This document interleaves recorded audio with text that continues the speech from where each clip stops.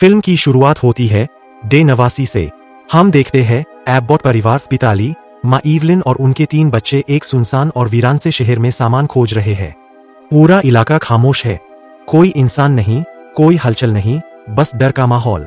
ये परिवार इशारों से बातें करता है क्योंकि इस दुनिया में ऐसे खतरनाक एलियन क्रीचर्स मौजूद है जो आवाज सुनते ही हमला कर देते हैं। जरा सी चूक और मौत सामने खड़ी हो सकती है। परिवार दवाइयाँ और जरूरी चीजें लेने के लिए फार्मेसी में आता है। सब कुछ बिल्कुल सावधानी से हो रहा है, एक एक कदम सोच समझकर रखा जा रहा है ताकि कोई भी आवाज न हो। इसी बीच सबसे छोटा बच्चा एक खिलौना रॉकेट देखता है और उसे उठाने लगता है। पिता ली तुरंत उसे रोकते हैं और हाथ के इशारों से समझाते हैं कि आवाज करने वाली चीज रखना खतरे से खाली नहीं है। लेकिन थोड़ी देर बाद बड़ी बहन रिगन अपने छोटे भाई के मासूम चेहरे को देखकर वो खिलौना उसे चुपके से पकड़ा देती है। किसी को अंदाजा नहीं था कि यही खिलौना उनकी जिंदगी बदल देगा। घर लौटते समय जब परिवार जंगल के रास्ते से गुजर रहा होता है, छोटा बच्चा मौका पाकर रॉकेट में बैटरी डाल देता है और अचानक पीम्पी की आवाज गूंज उठती है। सन्नाटे में वो आवाज बहुत बड़ी लगती है। पूरा परिवार डर से जर हो जाता है और कुछ ही सेकंड में क्रीचर जंगल से निकलकर तेजी से बच्चे पर टूट पड़ता है। सब कुछ इतना अचानक होता है कि कोई कुछ कर ही नहीं पाता। और यही होता है पहला बड़ा झटका। एब्बॉट परिवार अपने सबसे छोटे सदस्य को खो देता है। इसके साथ ही कहानी हमें दिखाती है कि ये दुनिया कितनी खतरनाक है और यहाँ जिंदा रहना सिर्फ एक ही नियम पर निर्भर करता है, बिल्कुल चुप रहना। समय बीत चुका है, अब कहानी पहुंचती है डे 472 पर। एब्बॉट परिवार अब शहर छोड़कर खेतों के बीच बने अपने घर में रह रहा है।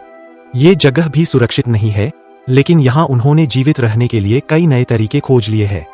सबसे पहले उन्होंने पूरे रास्ते पर मोटी परत में रेत बिछा रखी है ताकि जब भी परिवार का कोई सदस्य घर से बाहर निकले तो उनके पैरों की आहट मिट्टी में दब जाए और किसी भी तरह की आवाज न निकले, क्योंकि यहाँ एक छोटी सी चरमराहट भी उनकी जान ले सकती है। परिवार अब पूरी तरह से साइन लैंग्वेज पर निर्भर है। एक एक इशारे से बातचीत होती है, खाने का इशारा, खतरे का इशारा और प्यार जताने का भी इशारा। शब्दों की जगह इशारे और आवाज की जगह खामोशी, यही उनकी असली भाषा बन चुकी है। लेकिन हमेशा चुप रहना आसान नहीं होता, इसीलिए कभी कभी वो परिवार नदी और झरने की तरफ जाता है, क्योंकि बहते पानी की आवाज इतनी तेज होती है कि इंसानी आवाज उसमें दब जाती है। यानी वहां वे थोड़ी देर के लिए खुलकर बात कर सकते हैं, हंस सकते हैं, बिना इस डर के कि क्रीचर उन्हें सुन लेगा। इस दौरान ली अपने बेटे मार्कस को सर्वाइवल सिखा रहा है, कैसे शिकार करना है, कैसे छिपना है और सबसे जरूरी कैसे खामोशी में जीना है। लेकिन मार्कस अब भी डरा हुआ बच्चा है, हर वक्त उसके चेहरे पर डर साफ दिखाई देता है। वहीं दूसरी ओर रिगन लगातार गिल्ट में जी रही है। उसे लगता है कि उसके कारण उसका छोटा भाई मारा गया। उसके मन में यही सवाल घूमता रहता है, अगर मैंने उसे खिलौना न दिया होता तो शायद वो आज जिंदा होता। यही डर, यही दर्द और यही खामोशी एब्बॉट परिवार की जिंदगी का हिस्सा बन चुके हैं और इन हालातों में उन्हें हर दिन सर्वाइव करना है।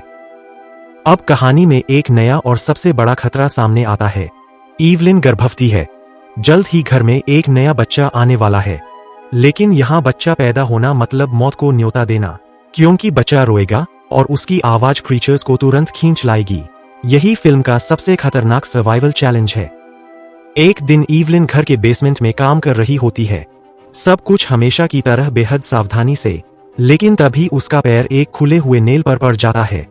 तेज दर्द में वो चीख उठती है और यही आवाज उस खामोश घर में सबसे बड़ी गलती बन जाती है। जैसे ही आवाज गूंजती है, बाहर घात लगाए क्रीचर्स सतर्क हो जाते हैं। कुछ ही पलों में उनमें से एक क्रीचर घर के अंदर घुस आता है। अब ईवलिन पूरी तरह अकेली है, घायल भी और दर्द से कराहती हुई। लेकिन उसी वक्त उसके प्रसव पीड़ा शुरू हो जाती है। दर्द सहते हुए चारों तरफ मौत का साया होने के बावजूद ईवलिन हिम्मत नहीं हारती। वो चुपचाप बच्चे को जन्म देती है। आंखों से आंसू बहते रहते हैं, लेकिन होठों से आवाज तक नहीं निकलती। बच्चा पैदा होते ही रोने लगता है। ईवलिन जल्दी से उसे उस साउंड प्रूफ बॉक्स में डाल देती है जिसे उन्होंने पहले ही तैयार कर रखा था।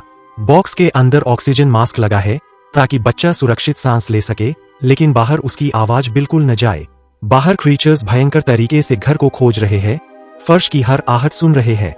ईवलिन खून से लथपथ, पूरी तरह टूटी हुई, लेकिन अपने नवजात को बचाने के लिए चुपचाप छिपी रहती है। रात का समय है, हर तरफ अंधेरा और सन्नाटा। ली अपने बच्चों को बचाने के लिए बाहर निकलता है। रिगन और मार्कस खेत में खड़े एक पुराने ट्रैक्टर पर चढ़ जाते हैं, लेकिन क्रीचर उनकी आहट पकड़ लेता है और बिजली की तेजी से उनकी ओर बढ़ता है। दोनों बच्चे डरे समय एक दूसरे से लिपटे खड़े रहते हैं। तभी ली सामने आता है।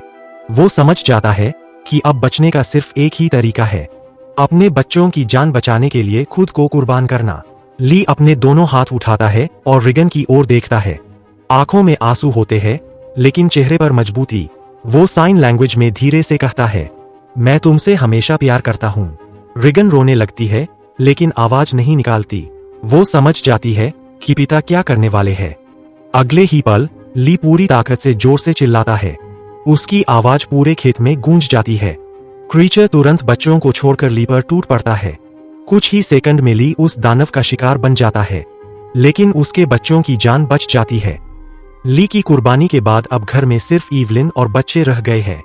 क्रीचर बेसमेंट में घुस आता है और हमला करने ही वाला होता है। तभी रिगन को अचानक एहसास होता है, उसका हियरिंग एड जब भी यह चालू होता है, इसमें से एक तेज हाई फ्रिक्वेंसी साउंड निकलती है, जो सीधे क्रीचर को कमजोर कर देता है। वो तुरंत डिवाइस को पास रखे स्पीकर से जोड़ देती है। तेज आवाज से क्रीचर दर्द से तड़पने लगता है, उसके सिर की परतें फटने लगती है। वो लड़खड़ाता है और जमीन पर गिर पड़ता है। ईवलिन इस मौके को नहीं गंवाती। वो शॉटगन उठाती है, एक निशाना साधती है और धमाक क्रीचर यहीं ढेर हो जाता है। कैमरा धीरे धीरे ईवलिन और रिगन के चेहरे पर ठहरता है। क्रीचर को मारने के बाद ईवलिन और रिगन एक दूसरे को देखते हैं। उनकी आंखों में डर नहीं, बल्कि हिम्मत झलकती है। सीसीटीवी स्क्रीन पर दिखता है, बाहर और भी क्रीचर्स उनकी ओर बढ़ रहे हैं, लेकिन इस बार परिवार तैयार है। ईवलिन शॉटगन को रीलोड करती है और रिगन अपने हियरिंग एड को और तेज कर देती है। दोनों के चेहरों पर अब डर की जगह दृढ़ निश्चय है। कैमरा जूम करता है और यही फिल्म खत्म हो जाती है, एक उम्मीद और नई लड़ाई के संकेत के साथ।